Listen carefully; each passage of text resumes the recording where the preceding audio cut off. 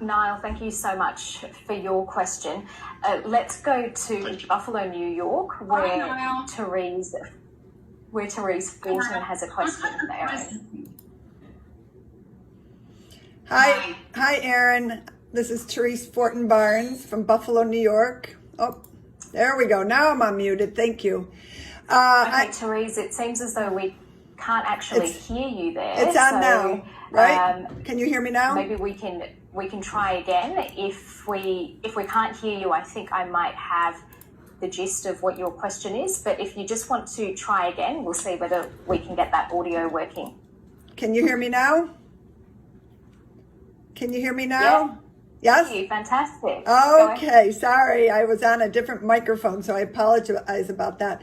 I'm Therese Fortin Barnes. I am from Buffalo, New York. I help cancer patients get toxic chemicals out of their house, out of their home, out of their water, help them try to figure out where toxic and harmful carcinogens are coming into their home. And unfortunately, it takes so many people to get an illness to realize the amount of toxic chemicals that are in our home and in our water, of course.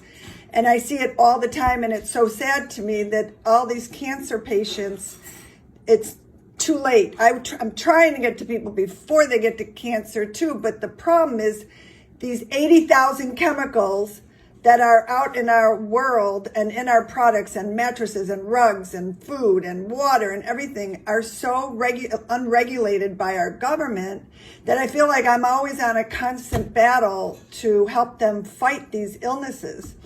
And so from you, everything you've done, I'm sure you probably have fought some of these chemical companies, which we all know are so huge. And what can we do as citizens to try to get these chemicals regulated or get them out of our environment and our world and our food and our houses? Hi, it's nice to see you, and that's an excellent question, and it's a very big question.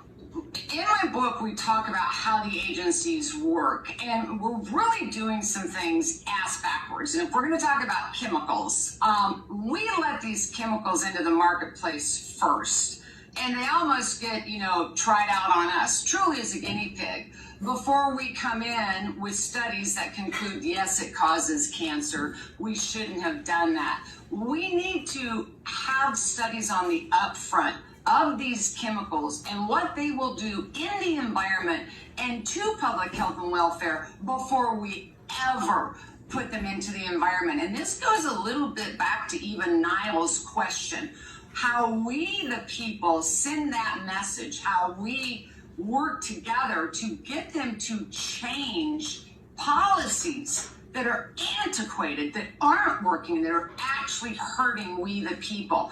And you can do that right at your own city council level. I have seen over and over again, we share this in Superman's Not Coming, how permits and regulations and what can go on in your own backyard can begin with the city council and can make a change there. So we often want to go right to the top, where it's going to be big challenges to overcome how our system has eroded and failed over time. But at a local level, and imagine if every one of us changed restrictions and guidelines and guidances on these chemicals that are in our water, at our municipal level, how we treat water, and every individual and every city council across the board defect change. So it's a challenge to get to the people, to arm them with information so they have the power to begin at a local level to make those changes that can broaden out to a state and can go out to greater oversight. And we have to be prepared for that challenge. And there's got to be that groundswell movement, if you will. I think look, we all recognize how a system has eroded over time.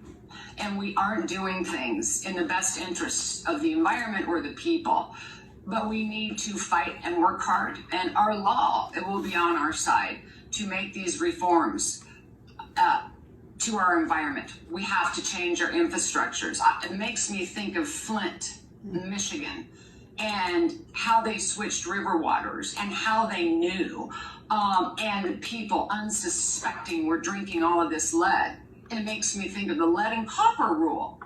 We have rules that were written 50, 70, 80 years ago that couldn't possibly apply to today.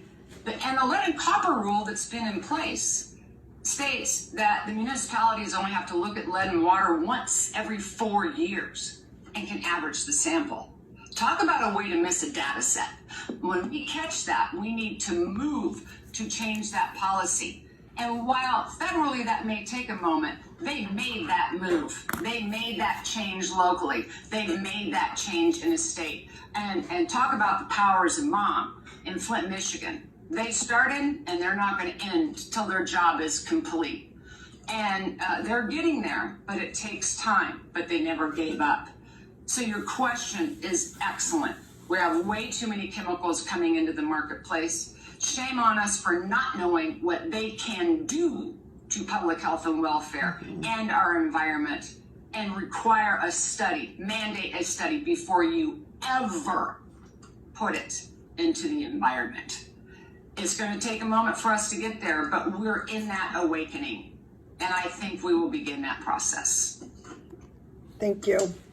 Thank you so much for your question, Erin. We probably have time for one final question that's come in, and we want to go to Seattle to Anne Gwen Allman. Hi.